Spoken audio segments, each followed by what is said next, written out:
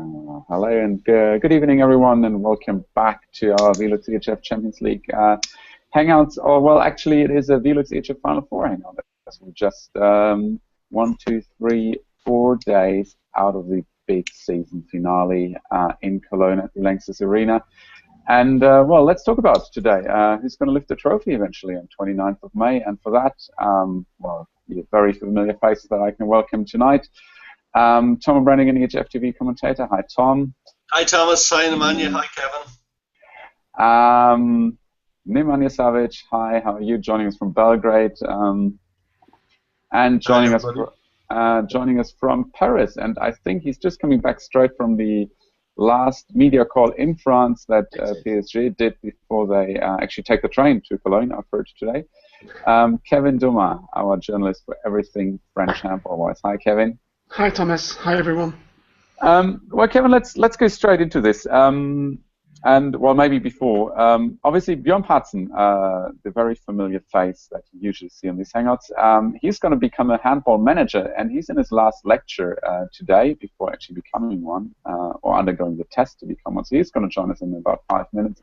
And, as usual, if you do want to participate, please send us your questions on @EHFCL on Twitter, and our experts will answer them as they come in. So, Kevin, back to you. As you said, you just came back from the PSG media call, the last media activity the team probably does before they head up to Cologne. What was your impression of the mood? What did they talk about? They talked about the defeat that they conceded on Saturday in the French Cup final against Montpellier, which was quite unexpected. The PSG staff insisted on resting the players, meaning that Thierry Omeyer and Nikola Karabatic and all the known faces were absent from the last couple of league games, and they were focusing mainly on the cup final that was on Saturday and on the Final Four, which is on next Saturday. And they lost the cup final, which they were very unhappy with. And I think it forces them to reconsider their favorite position for Cologne. I mean, everybody sees them as being the real true favorites for the EHF Final Four. Whereas now, they all really kind of want to stop this impression. They all say that they're not favorites, that this game against Montpellier, which they lost by 6 goals, is the exact example of what they can't do in Cologne, or they will be beaten by Kielce. So I think they are quite focused, but they are also very aware that they can have off days, and they might lose this semi-final, even though everybody thinks they're favorites. Is that a tactic, maybe if we call that a tactic, Tom, that you understand from the team's point of view, or would you rather advise them to do, something else and accept the favorites role that a lot of people like to give them? Yeah, I mean, it is a tactic, but it's a very dangerous one, because I've always said in sports, anybody who's played at any kind of level, you can't turn it on and off like a light switch. You can't just decide, okay, we let the whole world think that we're not favourites, and we play it down a little bit. But when the time comes, the Final Four throws up a lot of surprises anyway. So it's one of those things that resting players, I understand why they do it. It's been a long, hard season, and they don't want to get injured in a cup final, and maybe one of their best players misses the Final Four. But it's a dangerous game to play, and especially when you have to play somebody like Kielce, because playing against them, you're not favourites whether people say you're favourites or not, because Kielce is that kind of team that's so destructive that they could on their day, they can play anybody. Nemanja, how do you see in general, how do you see PSG's role, and has your opinion of them changed just because of, well, maybe that recent cup final? I mean, it's not the first time that they lost against Montpellier. I think they also lost the League Cup a few weeks ago, almost like a month and a half ago or so. That's right. Well, yeah. In my honest opinion, well, talent-wise and individual quality-wise, definitely the favorite number one. But it's not also simple. Coming from the Final Four experience that other teams have and the PSG doesn't have as a team, can also be a hindrance when they arrive in Cologne. Obviously, having Karabatic, he's a difference maker, and they have done little to hide the fact that he is the one who can single-handedly win matches, both in defense and the offense. But PSG, for me, at this point of time, still stands as the favorite number one for the final. And in the final, what happens, happens. Anything could happen. I'm going to actually quote Dunya, whom I spoke with just a day ago. He said, "You need 2 perfect days to win the Final Four. Not one game. You need 2 perfect days." And that's probably the most significant quote I've heard about the Final Four recently. Kevin, if they try to kind of tone down their favorites, or what did they actually say about Kielce as their opponent in that semi-final? I mean, both teams have actually never played each other apart from one friendly about basically at the start of the season in Poland, but that's obviously a game that, well, looking at now, it doesn't really count. Yeah, PSG players are very, very aware that it's going to be a really physical game. The pace at which Kielce is playing is really relentless. Containing people like Michael Jurecki and Karol Bielski is very hard, and it takes a lot of energy from you. And they are very, very aware that it's not going to be an easy game. They know they have the keys. They have proven this season that they can beat teams like Veszprem or Kiel or Flensburg, but they know that it's not the done thing.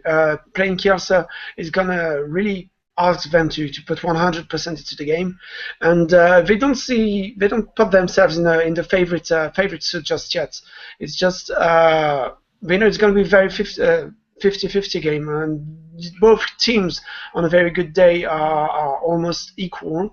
Thierry Omeyer told me, Kielce was the only team who was able to beat Barcelona in Barcelona and to get a draw from them at home. So they know it's a really dangerous team, and they don't think they are in the final just yet. Just a quick one. I welcome Björn Pazen, who's just joined us from Germany. Hi, Björn. Hello, Thomas. This is Björn from Cologne. Hi. Hey, Björn.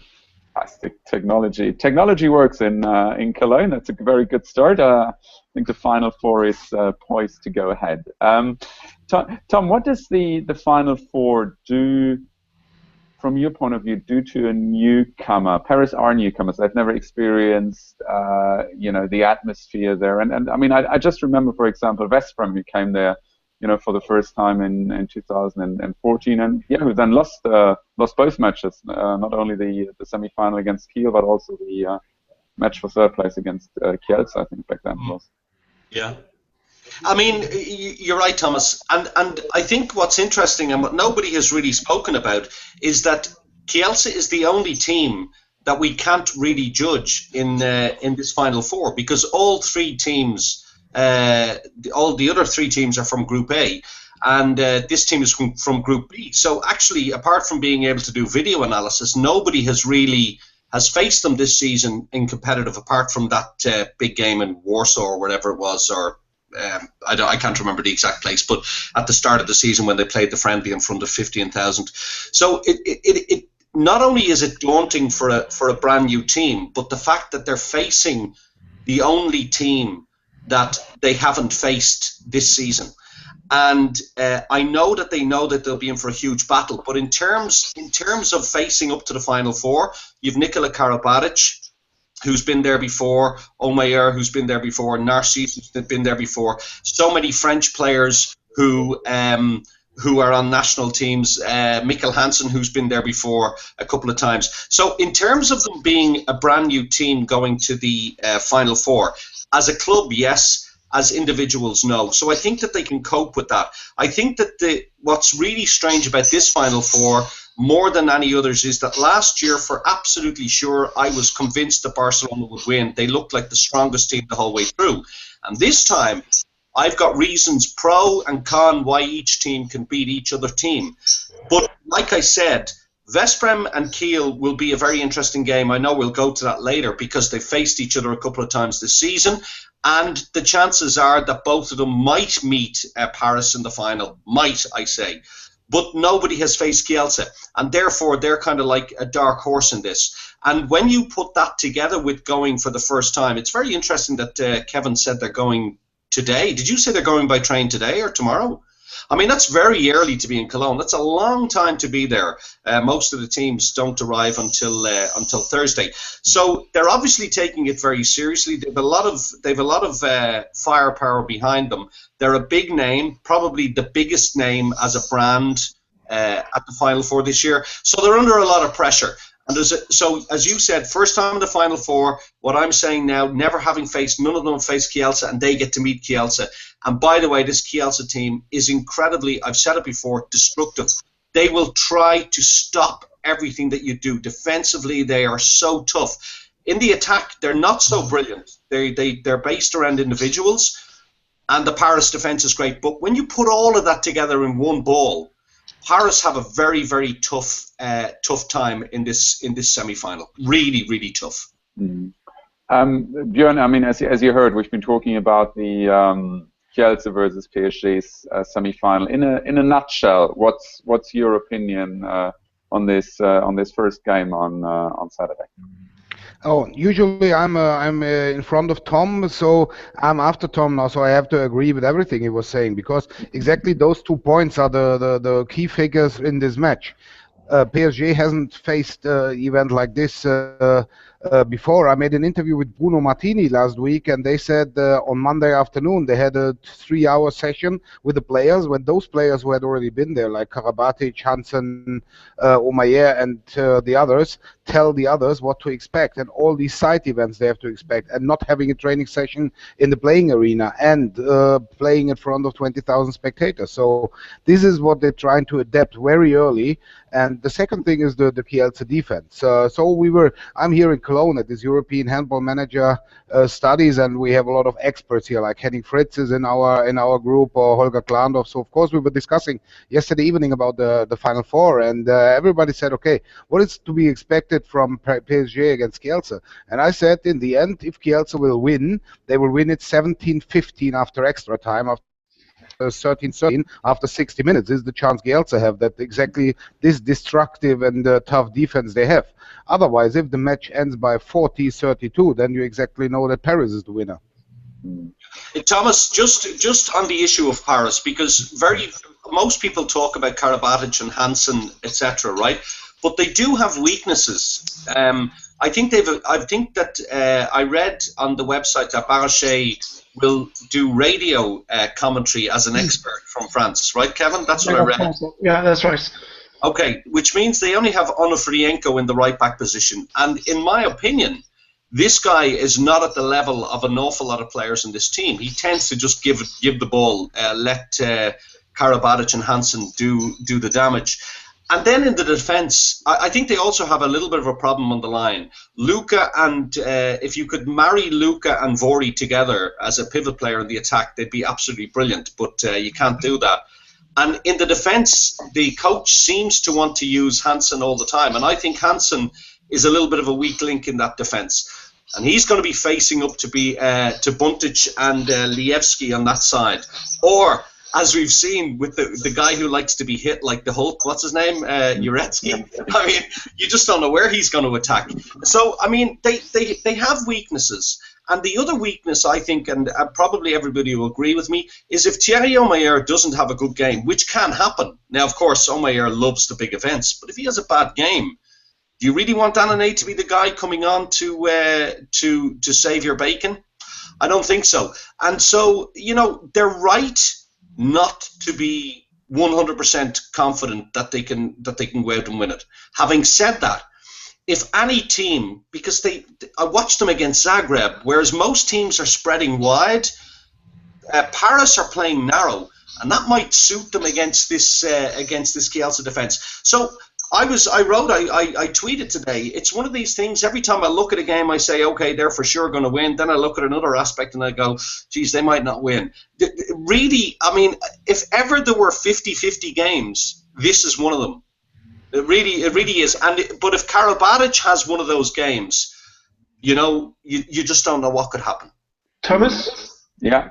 Yeah, what we have to take in consideration is that the fact that this season Paris played 3 finals in national competitions.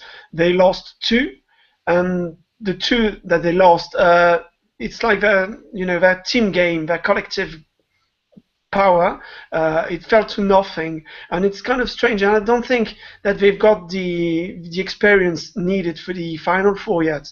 I mean, if you saw the French Cup game on Saturday, it was like everybody was playing, for himself and not for the team. And Thierry Omeyer, on both occasions when they lost the National Cup finals, he didn't play well, and he was kind of injured at the beginning of last week. Now he's getting better, it seems. But winning events like the EHF Final Four takes experience.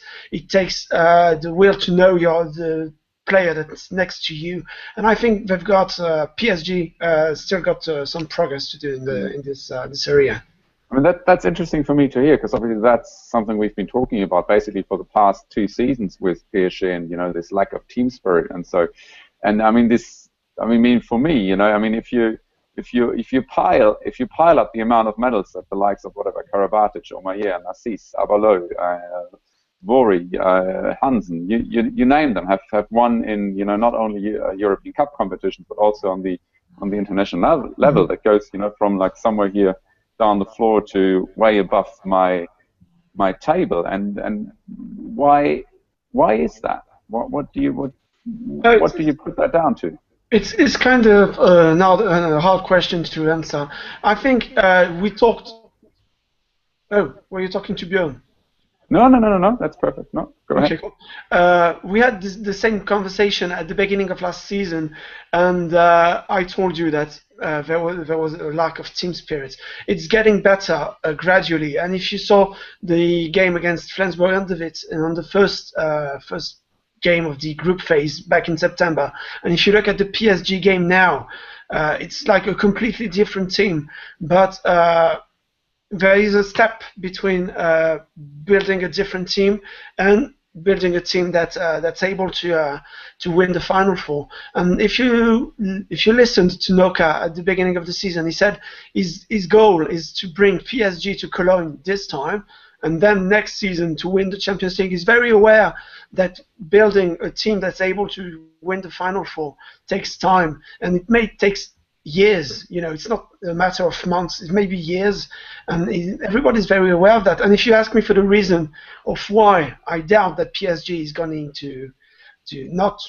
might not be winning the Champions League, it's kind of a hard one to answer. You would think that with such names on your roster, you would win everything, fingers in the nose, and it doesn't happen like this. And I just don't have one answer. I might give you some clues, but not one proper answer. I think, Thomas, I was looking at kind of negatives as to why a team might not just walk away with it. But if you look at the positives on the way they play an incredible brand of defense. It really is amazing to watch. And I had a few days, obviously, this week, and last week after the women's Final Four. Congratulations, Bucharest, and obviously the EHF Cup. Congratulations, Frisch of Göppingen. Thank you, Björn. Göppingen. Göppingen, yeah, whatever. Frisch auf. Anyway, so I had some time to go back to it again, and I watched the way they progressed. Now, if we go back into Google Hangouts, even after that 39-32 defeat, I always said this Paris team showed enough in that game for me to see that they were a coming team, and there was no doubt about it. When they play well, they absolutely pulverized Kiel in Paris that day. They pulverized Kiel in Kiel. They just about beat Veszprém, and they lost in Veszprém quite comfortably. So when they have a bad day, they have a bad day. But when they have a good day, they're incredibly cohesive. And you can really see Serdar Rusic's thumbprint on the way they defend. Their constant movement, their constant blocking off of passes, just two men to defend against one player all the time. It really is. It's amazing to watch, and they have an incredible counter-attack. So they have a lot of really, really good things. And by the way, when we go to Kielce, we'll point out their deficiencies too. But it's wrong to think that they don't have team spirit. They do. It's much better than before. But I would go along with Kevin and say you don't just walk. Sometimes you, like Uros Norman said, you have to wait in line for your first Champions League win. That might be this year. Then again, they could absolutely pulverize Kielce because nobody knows what level Kielce is at. That's the real point here. We do not know. We don't.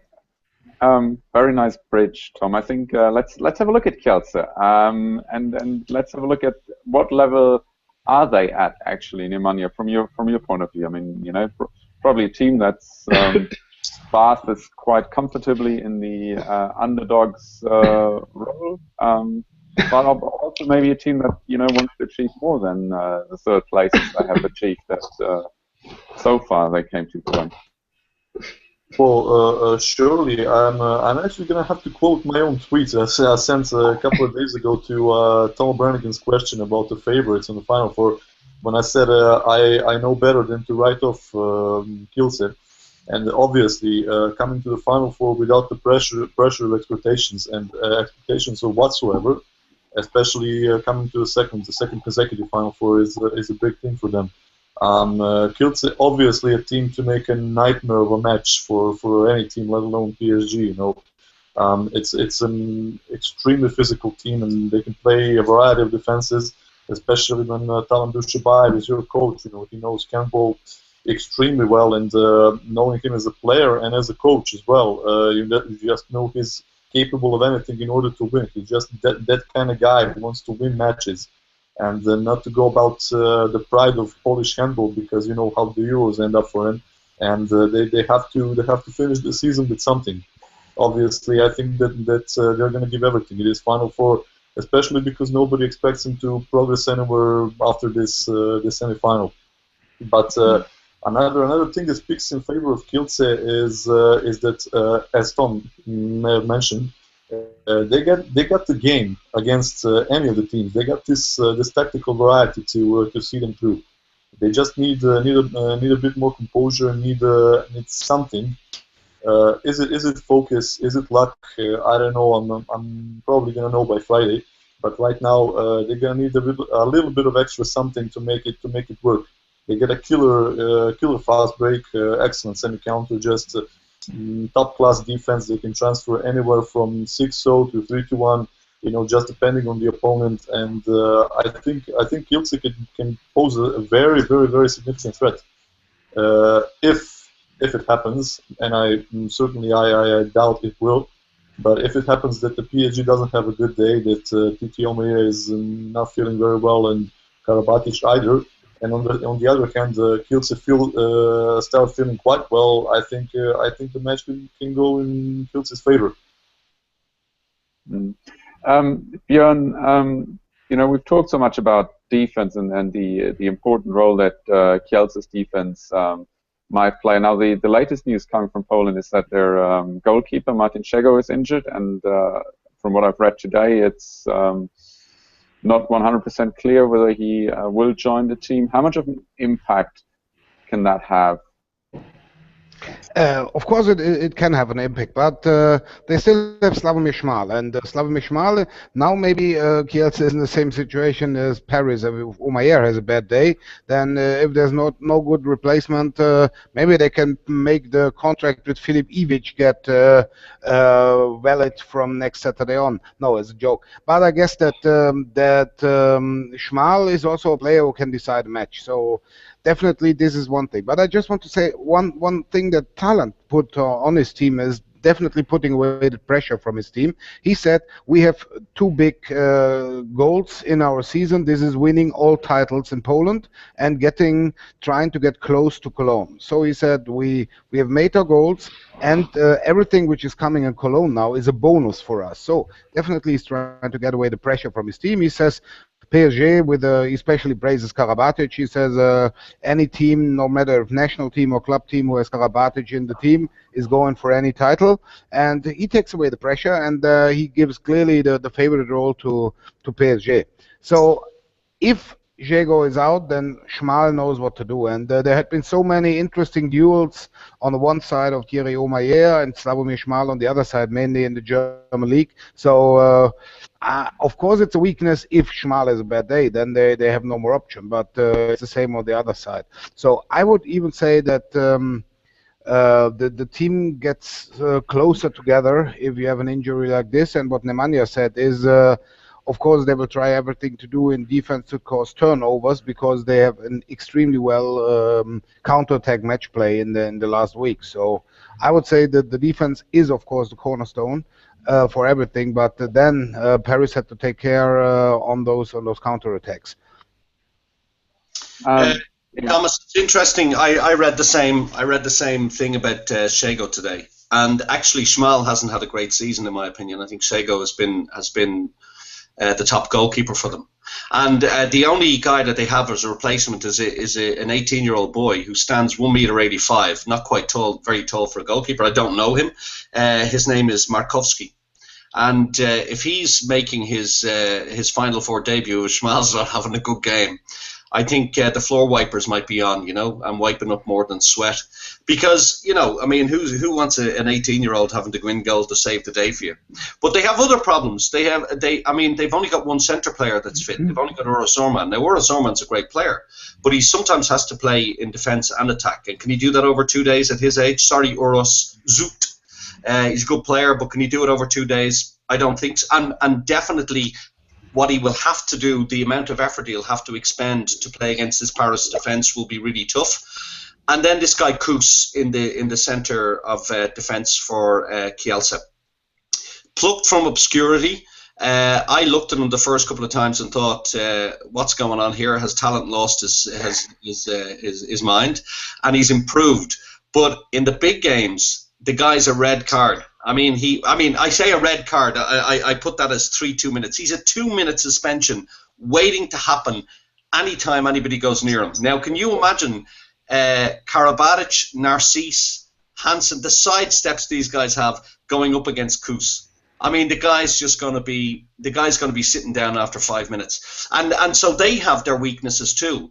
And their team play and attack is the only word I can use is bitty. It's really truncated. It's not nice. But then, as Bjorn always says, they have a Ginigaldi on the line. Bjorn loves throwing out a Ginigaldi's name. As soon as he throws out a Ginigaldi, they've won the Final Four. They have him on the line, and they have Uretsky. So they pretty much have everything going for them. Yeah, I mean, they've got pluses and minuses, but the really big thing is if the referees take a hard line in this game, Kielce could be in trouble. And because they are really after Zagreb, they're the next guys on the edge of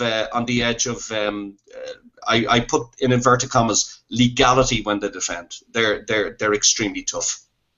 Well, the thing with Ginigaldi, as much of a good player he is, somebody has to supply the ball to him. I appreciate him quite a lot, but if Zorman is not the guy to, well, in my opinion, I love Uros Zorman, but he's definitely not the go-to guy, not the guy who can single-handedly handle the pressure of getting the ball to Ginigaldi, organize the backcourt, and then score a few goals. Because obviously, that's why they're getting Dan Bombac next season. So, if we sum that up, guys, Björn, what kind of game is it for you in terms of 50-50, as Tom said, or in terms of 60-40 for Paris? How would you rate it in terms of chances? I would also say it's a 60-40 for Paris because they have the bigger names in their squad, and they will, I guess, find the solutions to go through this Polish wall. So I would go for a very, very small win for Paris after a quite equal match. Kevin? Well, I'd say the same thing as Björn. Paris, in my opinion, have got a very slight advantage, but it's going to be 1 or 2 goals matter, nothing more, nothing less. Nemanja? I agree with the 60-40 assumption for Paris. As much as they can try and rely on good defense, they have to back it up with good offense, and I'm not sure that they can match the firepower from Paris. Tom? I think this is going to be one of the most horrible games of handball we're ever going to witness. I really do. I think it's going to be brutal. It's not going to be nice to watch. Neither team plays beautiful handball, the kind of handball that I like to watch, like the Veszprém or Kiel on a good day play, or Flensburg. They don't play that way. So I think it's going to be really tight. And I'm still gonna go 50-50. I actually could not tell you who would win between these two teams. Maybe a slight percentage point for Paris if they have a very good day. Look, from there, looking at the second game, the semi-final that we all got used to over the past 2 years, is that a 50-50 game as well for you, Tom? THW Kiel against Veszprém. You just mentioned, both teams as being able to play a beautiful handball on a good day. Absolutely, and the only thing that we can judge on, Thomas, is what we've seen already from the two teams this season, and it's 1 win apiece. And if you look back at the two games, it was equal until with about 45 seconds or a minute to go in Veszprém. It was really, really tight, very close between them. Both teams had players missing. I think Nodge was missing in that game, but Kiel also had players missing. And if you go to the second game where Kiel won, they had Duvniak missing that day, and they still beat Paris. I know Illich was missing, but they still beat Veszprém, and I know Illich was missing that day. So if you look at it theoretically, and you look at names and you look at benches, then you have to say that Veszprém are the favourites. And actually, going into this Final Four, if I had to put my head absolutely on a chopping block, I would say that this Veszprém team has the best team, the best playing style, and the best bench. They have enough players in all the different positions to be able to win it. But coming up against Kiel, I don't know what it is. Now, I know they've broken it, that kind of run of not being able to beat Kiel, but Kiel seems to be able to do something to this Veszprém team that other teams are not quite able to do, and that is live with them. And even when they're 4 goals down, they can come back, and vice versa. Maybe it's the Kiel style of play that moves this 6-0 defence around and they find space. I don't know what it is, but something about these two clubs always gives us a classic. And so, again, I would say a bit like Paris, if I was to give a slight percentage point, I'd give it to Paris. If I was to give a slight percentage point, I would give it to Veszprém, because when I use Google Translate, it's difficult to always understand what's coming out of Germany, and I don't know what the injury situation is like now, whether everybody's 100% fit, Weinhold and Dissinger. And I know Kiel comes in on the back of 3 defeats, and it's not easy to come on the back of that, even though Björn will probably tell us they don't care about the German Championship anymore. This is all they've got to play for. So normally you would say that Veszprém should win it, but between these two teams, you always get a classic. So I'm going to say again 50-50. And I know people are going to be bored senseless listening to me say that, but this is just watching the games. I can't decide. Björn, jumping on the thread that Tom just started, and while you weren't there yet, we actually got Kevin to give us the latest from the Paris camp. Maybe you can give us the latest from the Kiel camp. And I know Dissinger limped off the court, injured in the last Bundesliga game against Melsungen, and they played. Weinhold is expected to stage his comeback. At least that's the latest I read. But give us an update here. So the funny thing in this hangout is that we have a great role play today, as Tom says, as Björn will say now, as Björn will say about Aginagalde, as Björn will say about Kiel. Yes, the funny thing is always right. So the last thing in Kiel is that Dissinger's, what I heard is not that severely injured, and that they hope for a Weinhold comeback. So still René Toft-Hansen is missing, what we might forget because he's out for so many months. So they hope that Dissinger and Weinhold will be back. Niklas Ekberg, of course, is also back. And I would say, yes, they're nearly with the team they had played in the last weeks, when you don't think about the Weinhold injury with his broken hand in the first leg against Barcelona. So they're not all like Winczek. He told me that he's not on the 100% from the physical fitness, but he said from the fighting spirit and everything, his knee is okay. So this is the most important thing. So they will not be on 100%. As they were used to be when they sometimes came to Cologne. But as Tom said, they have 3 defeats in Bundesliga now. And as you also say that I love statistic, is that what is the motivation for Kiel to win this tournament is that they don't want to go home to Kiel to be the first team since 13 years without winning any trophy or title in this season. The last time THW Kiel did not win any trophy was in 2003, and I don't think that this team, which will break in the next season, want to continue a series that they say, okay, after 13 years, those guys were the ones who did not bring any trophy to Kiel. So it's exactly the thing that Tom said. I give those some more percentage to Kiel because, you know, this great motivation they have with their coach. They, you know, that how Dominic Klein will put emotions into the team and everything like this. So I said it will be absolutely equal semi-final, when I absolutely agree with Tom that it will be from the handball point of view and the entertaining factor and everything like this, it will be much better than the other semi-final. But I would say that Kiel has the little more chances to go to the final again. 13 is a bit of an unlucky number, though, in Germany, and I don't know whether in other countries as well. Yeah. Kevin, if you look at the two games, the one they played in Veszprém, which I think Veszprém won 29-27, and the other one that Kiel won 25-24. What do you think both teams take out of this games, and how do they face each other? I mean, I read Illich, I think, in an interview you did, Nemanja, today, and yeah, I mean, these teams know each other in and out. You know, this is. Yes, they do, and basically, if you look at those two games, they weren't properly telling anything because, as Tom said earlier, the two teams were missing important players at that time.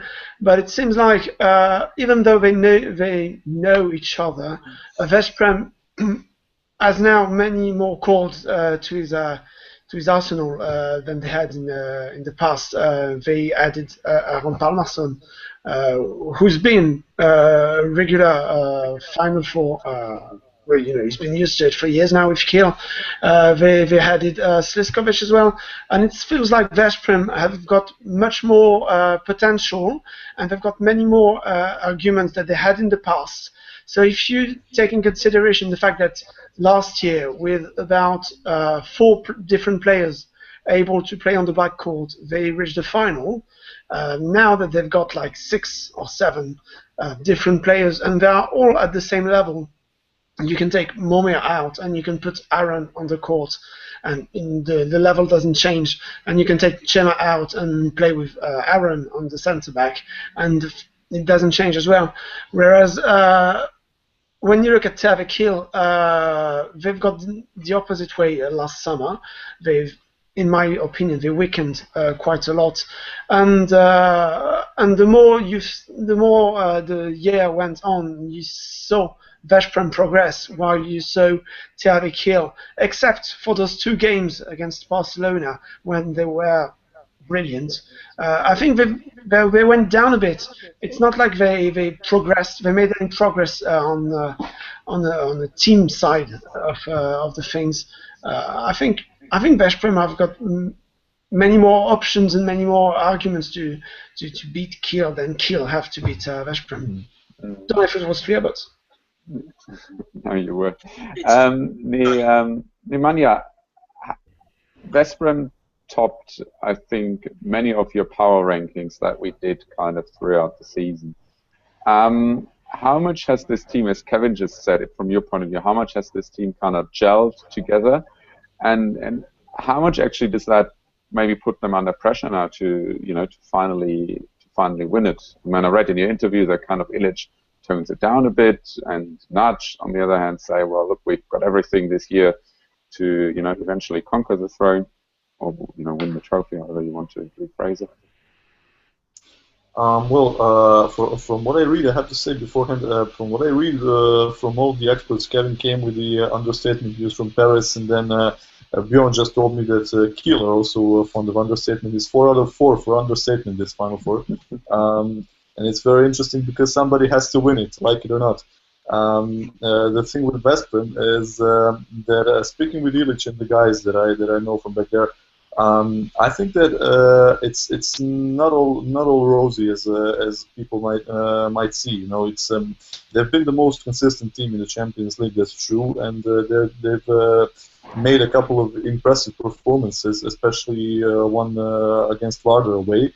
But the second match in Veszprém was appalling, in my honest opinion. It could have gone pretty much Varda's favor, and that's pretty much what sums up the season for Veszprém for me.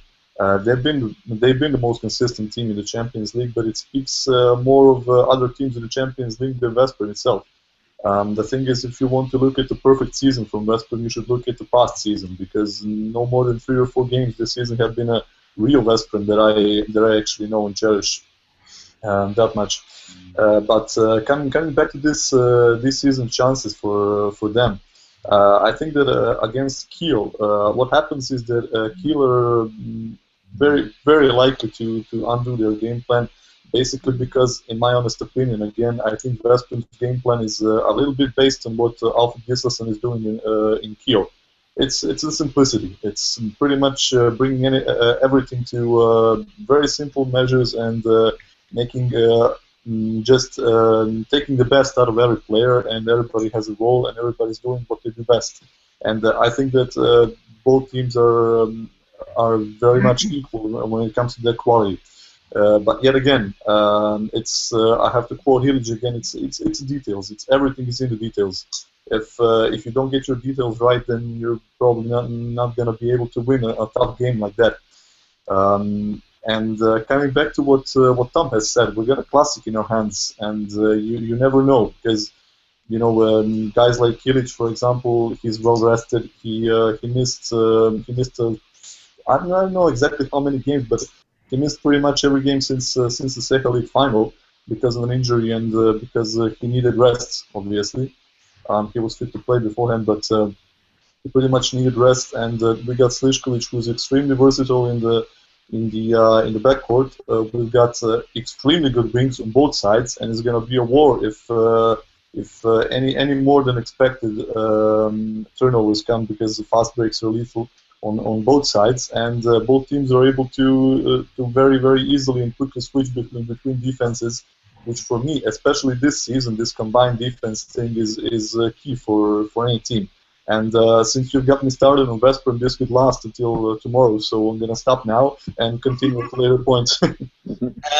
Thomas, it's interesting that Chema is out injured, and I think that's a big loss. I presume he's injured. The last I read was that he'll be out for the rest of the season with this torn thigh muscle. So I think that's a big miss, even though Lekaj I love as a player. He or Palmerson don't gel the team right and left the way Chema does. So that's a huge loss. And by the way, I just want to go back to the Kiel game that they won in Kiel. Now I know it was the group stages, and the group stages are the group stages. I agree with Nemanja what he says. Canellas, I'd forgotten, didn't play that game. Mamelund played in the centre, and they beat Veszprém. Mamelund. I'm telling you, I watched the game again. I couldn't believe it. Duvniak was red carded because of the foul in Celje, and Mamelund played the centre. So, I mean, you were beaten by a team. Now, Erland Mamelund is great. I love him. He's brilliant. And but is he a centre player with all his speed? I don't think so. And so, when you get beaten by a team that has Erland Mamelund playing in the centre, then you're doing something wrong. If you look at Meshkov Brest in the Seha League semi-final, they just about came past them, and Meshkov Brest were down to 10 players or something. I think they had a line player playing in the halfback at one stage. And they just about came back to a draw and won on penalties. This is Veszprém. And if you look at against Pikseged, they just about held on to their crown again in Hungary. Now, I didn't see the game, so I can't tell you exactly what happened, but I know the results. So you're not looking at it. This team should be powering away. I love Xavi Sabate. I think he's done an amazing job. If you think that he took over from his best friend as coach, can you imagine the guilt and the pain it caused him to see his best friend going? Who is Carlos Ortega, of course, and he's got to take over, and he takes over the job, and he's at one time he's just the interim coach, and then he becomes the full-time coach, and you see everything he's won since then, and he kept everything simple, as Nemanja said. He didn't change too much. But when you come up against somebody like Alfred Gislason, who's forgotten more than most of us know about handball, you wonder, will he have, under the pressure and the spotlight, will he have the wherewithal, or will it be down to the players? Because sometimes players need a little bit of coaching. Now, I'm not saying that he won't be able to do it. I'm just saying he's a novice at this level. And when you're a novice at this level, then, as we were talking earlier about Paris being their first time, then the pressure really tells. And when you have to call that timeout at the right moment, and you have to make the right decision, you have to call the play, you have to line up your defense and everything else. Can he do it? Can he instill confidence in this team? Big question. And that's why I'm saying it's 50-50. Because normally this Vesprem team should pulverize this Kiel team. But then I go back to the Barcelona game and I say I was the only one at the time who said Kiel could do it. Bjorn, you weren't there, so probably you also said they could do it. Everyone else said Barcelona would win, and Kiel beat them. So we're not talking about a Kiel team that's coming here. Yes, they've plugged gaps here, there, and everywhere. Brozovic has been a brilliant buy for them.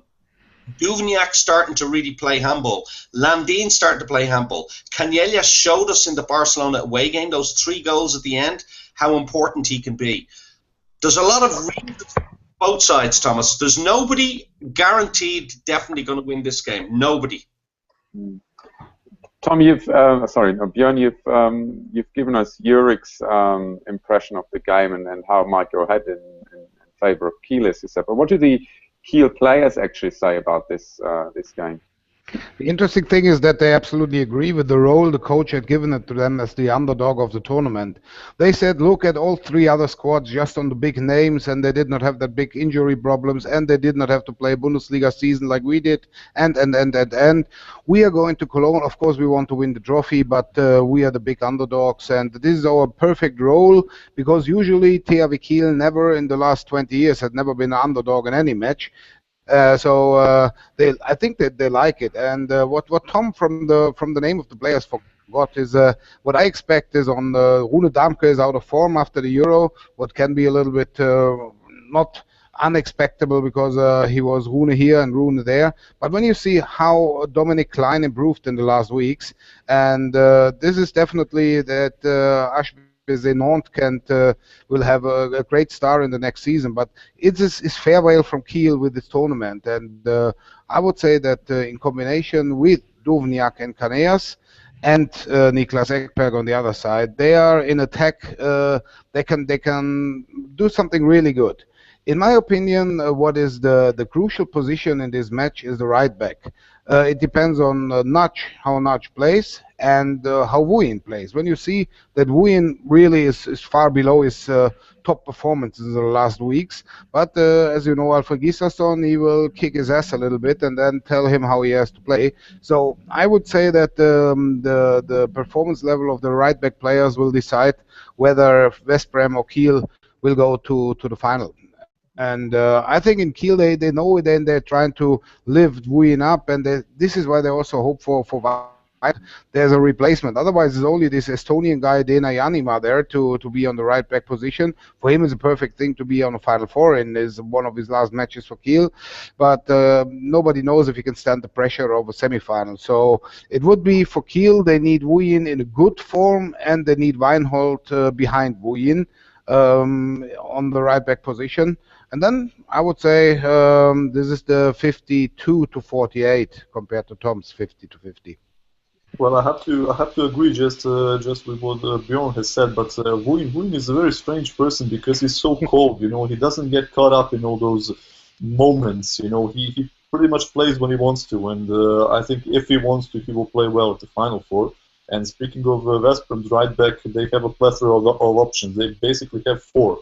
There are three right backs in the squad, including the one that is actually a right wing, and there's Mateleke, and he's not going to play on the middle back. I love the guy, but he's again going to play on the right back, and that's good news for the right wing, by the way. Let's summarize this game as well. I mean, Björn, I think I can quote you. It's 52-48 for Kiel. Yeah. Kevin, what's your? I'd say 57-43 to Vesprem, just to be picky. Yeah. Looks like an Austrian presidential election a little bit. That was even closer. That was 50-50 as far as Nemanja? 51-49, Vesprem favor. Yeah. And Tom? Yeah, Thomas, you're not going to get... Okay, 50-50, good, 50-50. Because it will go, listen, it could very easily go down to one mistake. And if there's one thing I've learned watching all the games this season, I think that they should stop playing a 1-hour handball game now and just go to the last 5 minutes, because that's when everything happens. Up until then, it's even... I'm telling you, it's incredible to see how much happens in the last 5 minutes. So I say what we do is 20,000 people, big opening party. We bring that guy back who sings Do It Like Us. He does that about 30 times. We start the game. 5 minutes later, it's over, and go to extra time and penalties, and then we've got a classic. I'll put this through here for the competition department, and then before we get to the end of this, I mean, the Final Four is also always, an opportunity for, one player to really shine. I think, last year we had Karabatic as the tournament's MVP, if I remember correctly. Tom, which is the player you think will shine, or which is the player you're most looking forward to see playing in Cologne next weekend? Well, I mean, it would be unfair to just pick one guy, Thomas. I'm sorry, because there's guys on each team that you just love to see playing. And the guy from Paris I'll choose is Mikkel Hansen, because I remember last year he scored, I mean, it seemed like he scored about 15 goals or something away at Veszprém, and he still couldn't drag his team to the Final Four. And I remember thinking, what a big miss. So I'll pick him. I will say Duvniak again for Kiel, because I just think the man is a monster. He's unbelievable. Palmersson for Veszprém, I just think that he's something special, and Jurecki for Kielce. So I hope now I've picked for everybody the four players that I'm really looking forward to seeing. Nemanja, is there a player you're particularly looking forward to seeing play? Well, you can Tom name one. much, You can name one from each team, of course. Well, Tom pretty much stole the show for me, so I'm just gonna nod. Kevin? Should I pick one from each team, or? Either way. I mean, either way. I think I'm really looking forward to seeing Aron Palmersson play with Veszprém and see how he adapts. I'm very looking forward to seeing Nikola Karabatic, see if he can be as good as he was last season. And I think that would be one of the keys to see whether Paris can win the Champions League or not. And I'd say Michal Jurecki, because he gets the crowd going. He's got so much power in himself, and he's basically the key player in Kielce. If he's got a good day, then no one can touch them, and if he's got a bad day, then they're probably going to lose against Paris. And not to make anybody jealous, Niklas Landin, see how he adapts to the Final Four with Kiel, because he's proven with Reinecker Leuven and even with Kiel this season that he can have very good performances in good games. But I'm really curious to see if he will be able to pull off such performances in Cologne. And Björn, for you, I mean, one of the reasons I actually asked this is because you talked to Dominic Klein a lot. You just mentioned him. It's obviously going to be a very emotional tournament for him as well. Yeah, of course. He will definitely. Yes? Yeah. Yes, it will be definitely a really emotional thing for him. He always says, yes, I don't care about my farewell, I'm just enjoying every second. But I think he will have 1 or 2 tears in his eyes when he runs on the field and when the THW anthem is running in Cologne. So just to finish this line, what we've been on the players we're looking for, I have some others. So of course, to make Tom happy for Kielce is definitely, of course, Jule Naginagalda. I want to see, because the best line. It's always good to see the best line player on the world. And then for the entertaining factor, you know that the VELUX EHF Final Four is also about entertaining. So the most entertaining player which we will see on court, definitely from Paris, Luc Avalot, like flying from one side to the other. So this will be great. From the Kiel side, I agree with Kevin, because Niklas Landin was once in Cologne with Reinecker Leuven, and he did not make such a good result. So it's for him. And then it's the only player I would say that we all agree on, we all love to see is Aaron Palmerson. So I would even say he was 2 years ago, he was the MVP of the tournament. And if he plays on the role or on the performing level he did in the last weeks, he can have another trophy. But last time he had the trophy and was not that happy about it because he sensationally lost the final against Flensburg. So we will see what trophy he will win and how many trophies he will get if he gets.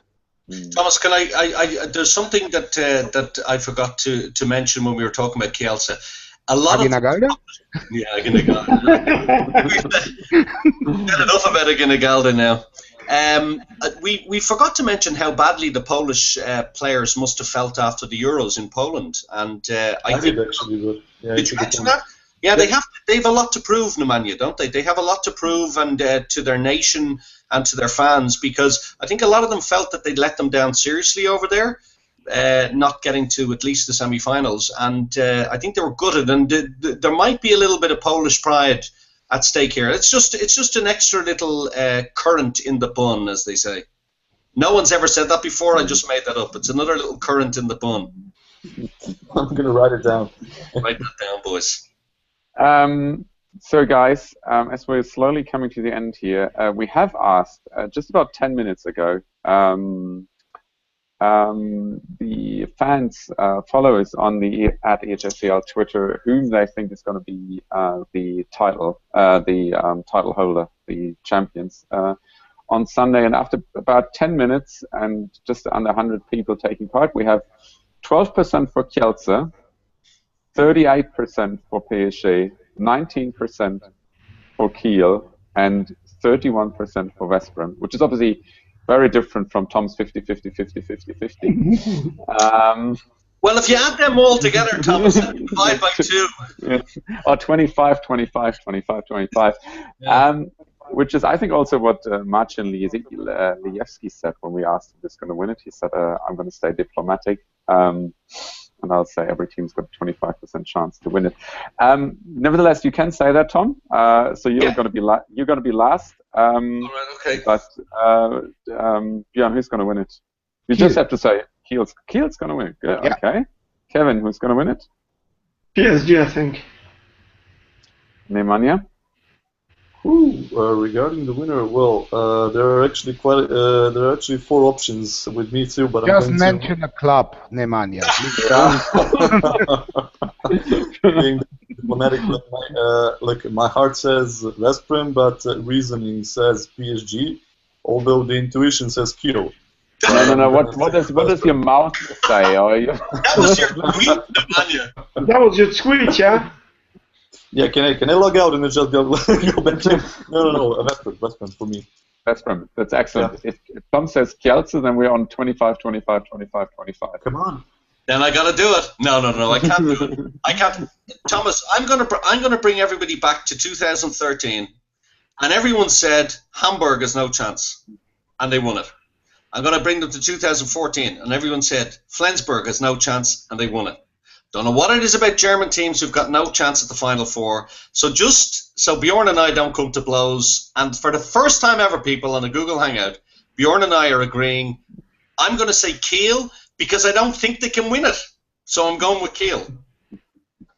Thank you. How about that for Irish logic? They have no chance, so they got to win it. Sounds good.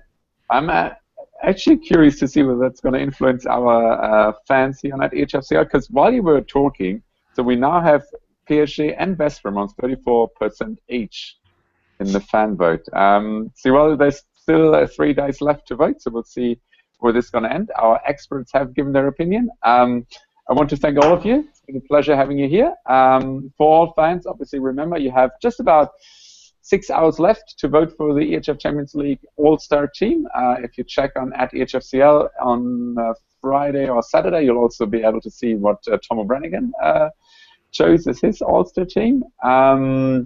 Obviously, also don't forget to tune in to our next Hangout, then featuring Tom. You tell us who's going to be in Cologne on your Hangout at 6 o'clock Central European.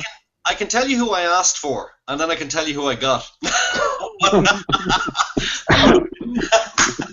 I'm only kidding, boys. Looking forward to it. Manu Studlek from Kielce. I'm Mikkel Hansen from Paris. Igor Anic from Kiel. And what's the other team? Oh yeah, Gaspar Marguch from Veszprem. Okay, so that is 6 o'clock on Friday, also live here on YouTube and obviously embedded on the respective EHF Champions League pages. Not going to give too much away, but I think it's going to be fun, and you're going to play some great games with them.